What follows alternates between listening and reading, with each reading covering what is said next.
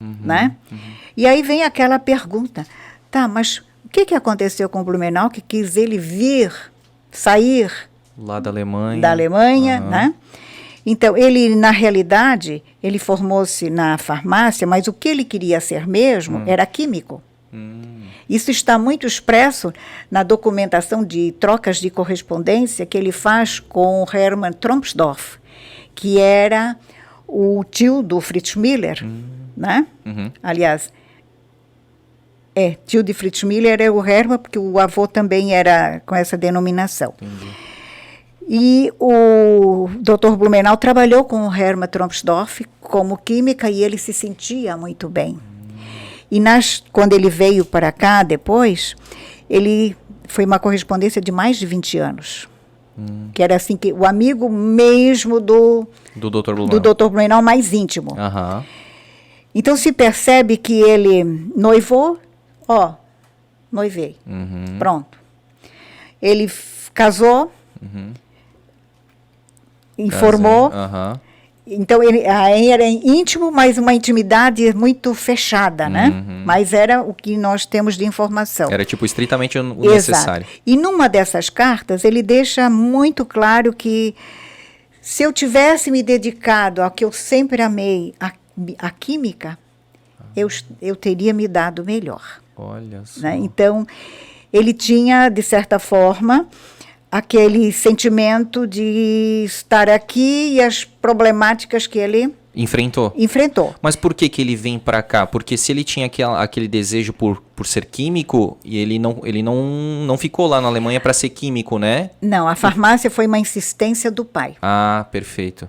E aí, mas por que ele veio para cá? Qual que foi a... Na época, o que se passava na Europa era um processo de emigração muito grande que ia para os Estados Unidos, para o Chile, para a Argentina, e também o governo brasileiro fazia propagandas sobre o Brasil, né, com as suas promessas, e o Blumenau ouvia muito a questão como viviam os colonos, as dificuldades, né, nos Estados Unidos e outras regiões, e talvez movido por esse sentimento, ele viu na imigração, ele lia muito a respeito.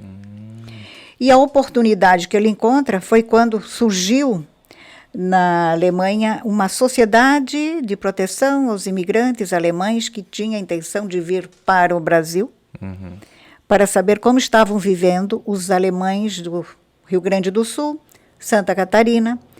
Então ele é pago por esta entidade para conhecer e saber e fazer já investigações de futuros projetos de colonização. E ele, então, não veio para fundar uma colônia. Sim. Ele veio pago com essa intenção. Para entender como é que funcionava. Como funcionava. E isso está tão claro se você pegar o livro sobre o relatório de viagem dele de 1851, aliás, de 50, o de 51 já é outro tipo, ele fala das leis, fala da imigração, fala do clima, fala dos usos, costumes, dos hábitos dos brasileiros, já faz a crítica dele em relação ao comportamento do brasileiro, como é que ele é. É muito interessante esse livro. A crítica ali que ele fala dos brasileiros é em relação aos terrenos? Assim? Não, ao comportamento, à educação. Entendi. Né? Muito interessante. E esse relatório, depois, ele publica na Alemanha. Mas nesse inteirinho, ele já foi ao Rio Grande do Sul. No Rio Grande do Sul, ele sabe que conhece, não sabia, que existia a colônia de São Pedro de Alcântara, que eram os primeiros imigrantes alemães que vieram a Santa Catarina. Os do Rio Grande do Sul é de 1824 e ali é 29.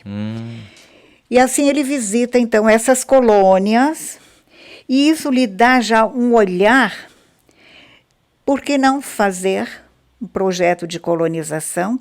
Ele observa os pontos positivos, os negativos, apresenta para o Império, faz assim todo um trabalho, porque quem fazia esse trabalho de trazer imigrante eram os hamburgueses. Então ele começa a fazer aquela jogada. Se o meu projeto não der certo, eu posso me associar aos hamburgueses. Então, aquele início é assim muito de jogos de quem eu vou ganhar primeiro. E veio com cartas de recomendação de Humboldt e de grandes personagens da Alemanha, que também já estiveram aqui. O Tschudi é um deles. E desta forma, o Blumenau começa esse seu projeto, porque aquele relatório que ele publicou lá, já se apresentam pessoas para vir para cá. Mas antes disso, quando ele veio aqui, ele conheceu no Rio de Janeiro um comerciante. Pois é, que se tornou sócio dele. Que foi o sócio dele, como é que é o nome? Que é o Ferdinando Hackrat. Isso. E este Ferdinando Hackrat veio com um olhar de comerciante. Certo. O que eu vou ganhar? Como é que vai ser para mim? E o Blumenau já tinha uma outra ideia. Então, eles planejam, visitam o Vale do Itajaí, se encantam. Já tinham famílias aqui. Já tinham em Gaspar os alemães de São Pedro de Alcântara, Schramm, Deschamps, Schmidt, Spengler, Heinchen, Zimmermann, né? Já estavam aí. Então, são eles os primeiros, se fala muito pouco deles. Isso. Né? Família Wagner. Peter Wagner. Peter Wagner, nossa, casado 2 vezes, deu 23 filhos. Caramba, inclusive a Patrícia Schwank é tetraneta dele. Então, se formos fazer a genealogia da família Wagner, o Vale do Itajaí inteiro e Santa Catarina começou por ali. Tem família Wagner no sangue. É verdade. Né? E os Spengler, os Schmidt, que eram casados, primos entre primos, né? A região de São Pedro de Alcântara tem muito. O meu marido é da região de São Pedro de Alcântara. Os Kretz, os Hillesheim, os Petri, os Schmidt, os Zimmermann, são tudo aparentado. Caramba. Se você for fazer o cruzamento, chega se em pouquíssimas famílias, né? Dali se ramificou muitas. Então tem muita literatura sobre isso, do padre Raulino Reitz, o José Felipe, enfim. E essa, então, o Blumenau vem. Ele vem. E era mais ou menos 1848?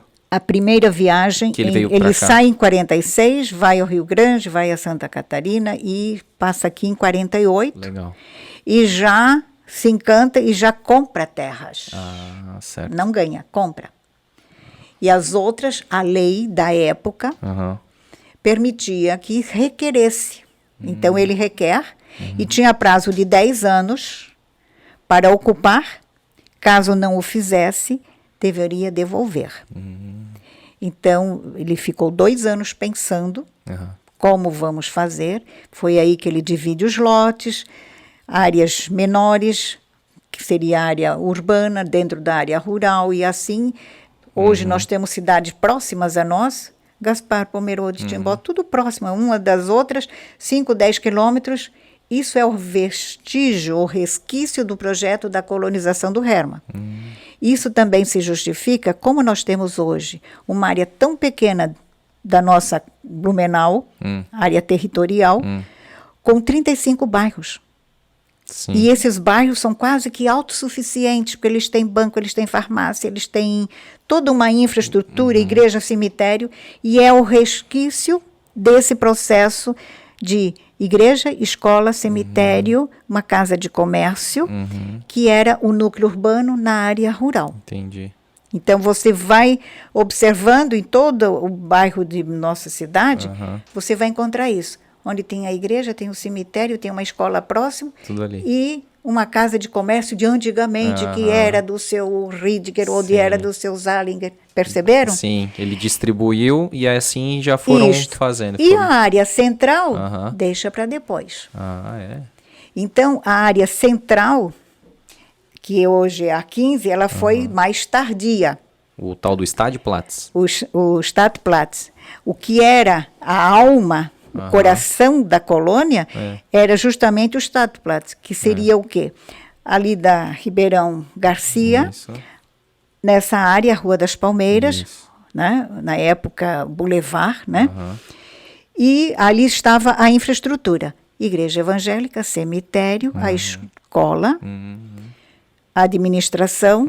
Inclusive a casa dele era por ali. A casa dele, a casa do vice, a casa do comerciante, né, que era o Vitor Gertner, a casa do veterinário que fazia as vezes de médico, Fritz Miller, para o Garcia, aquelas proximidades ali onde os Odebrecht tinham terras, Sim. né? Talvez um pouco mais adiante. Então o professor Lauro Baca fala que mais ou menos onde ele nasceu era mais ou menos onde é que o Fritz Miller... Isto, exatamente. Então, assim vai se formando esse núcleo. Bacana. E a Praça Hercílio Luz Sim. vai aparecer somente 50 anos depois. Nós não tínhamos praça, não tínhamos um logradouro público. Por quê? Ali nos fundos tínhamos o porto. Sim. E esse logradouro público ficou ali 50 anos num pasto.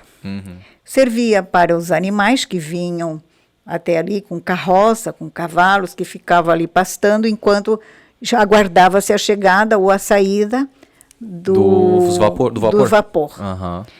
Então, seria esse o início de tudo. Sim.